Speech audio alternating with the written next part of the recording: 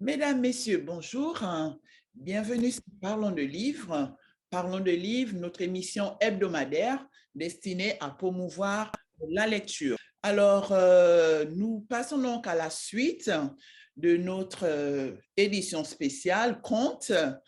Nous avons donc à nouveau Monsieur Lionel Tivika qui donc partage avec nous ses contes qui sont extraits de ses œuvres inédites.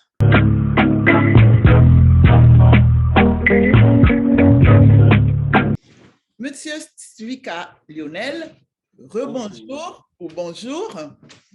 C'est toujours un plaisir de vous avoir sur notre plateforme parce que c'est vraiment quelque chose de spécial. Les contes, c'est pas souvent qu'on en a.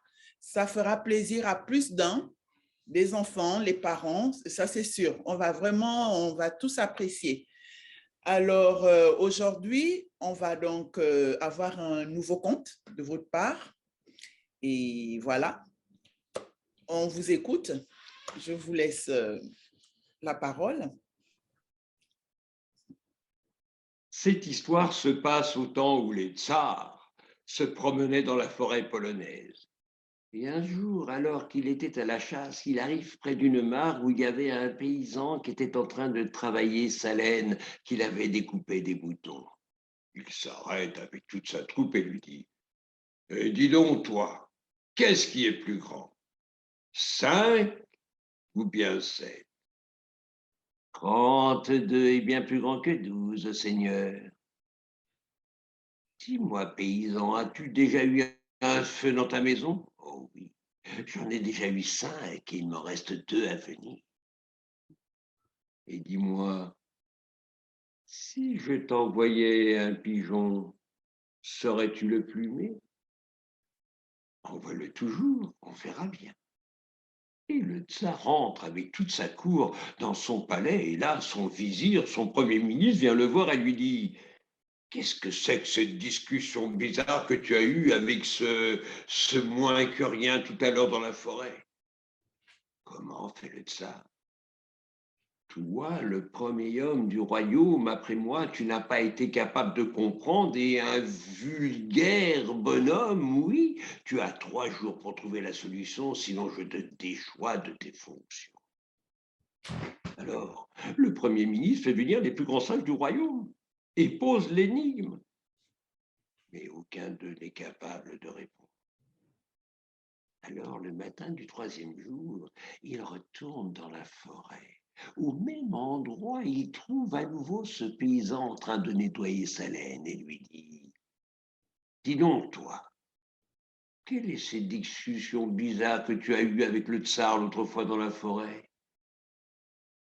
Si tu veux en connaître la réponse, paye-moi 1000 pièces d'or. » »« Quoi, 1000 pièces d'or pour 3 petites réponses? Jamais de la vie. Oh, tu ne veux pas payer, ne paye pas. » Et comme le soir est arrivé, il est bien obligé de remplir un sac et d'en apporter les pièces à ce pauvre paysan qui lui explique.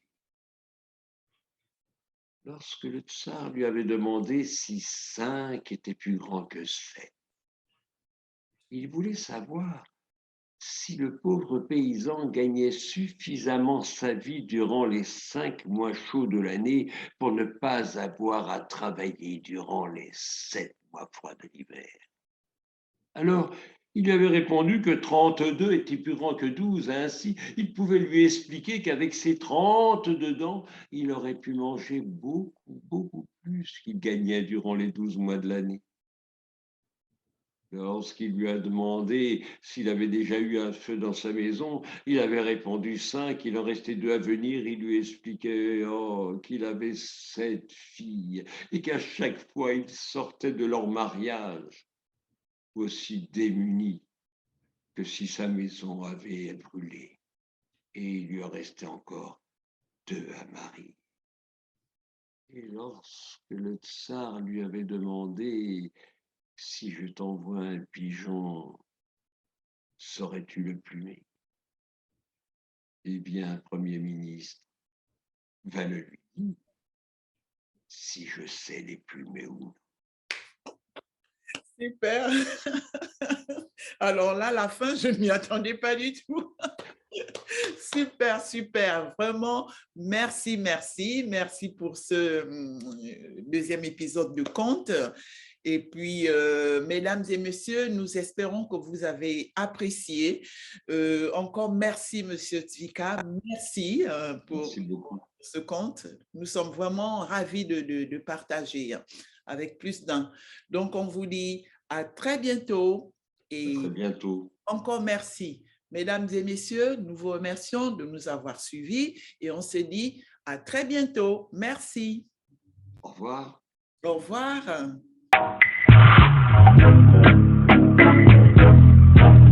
Thank you.